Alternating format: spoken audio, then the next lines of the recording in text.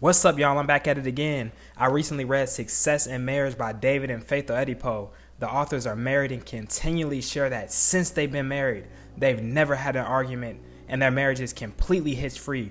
So we're going to be sharing exactly what they did to experience this type of bliss for over 40 years without one hiccup. Let's get into it. The first thing to understand is that marriage is a covenant relationship. A covenant is a bond and is also a formally sealed agreement or contract with witnesses, God being the principal witness. So covenants and promises have a huge fundamental difference. A promise is a declaration assuring that one will or will not do something, and there's no conditions attached to it, unlike the covenant. A covenant is God committed to do something only when you, the beneficiary, have done your part.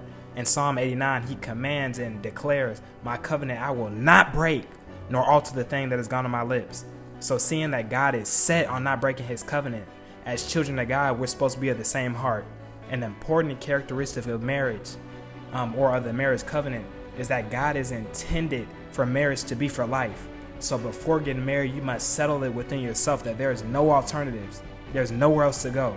By entering into the covenant of marriage, you have to burn the bridges behind you. So there's a couple of characteristics of the marriage covenant.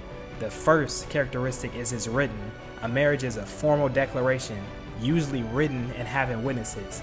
So there's also a need for you to put your commitment down in writing, which makes it a certificate which is legally binding.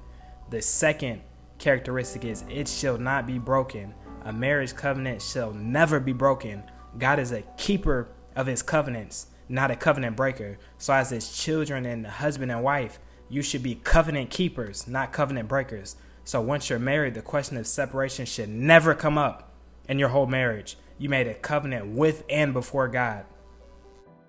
So now knowing that a covenant requires obedience, or for the beneficiary to fulfill a certain role of obedience, our job as believers is to figure out what obedience do we need to fulfill in order to see God's hand in our marriages. So the next videos will be talking about the benefits of marriage, God's vision and outlook on marriage, and most importantly, how to commit God to supernaturally sustain and bless your marriage and your family. Until next time, like, comment, subscribe, leave book recommendations, and I can't wait to get into this further.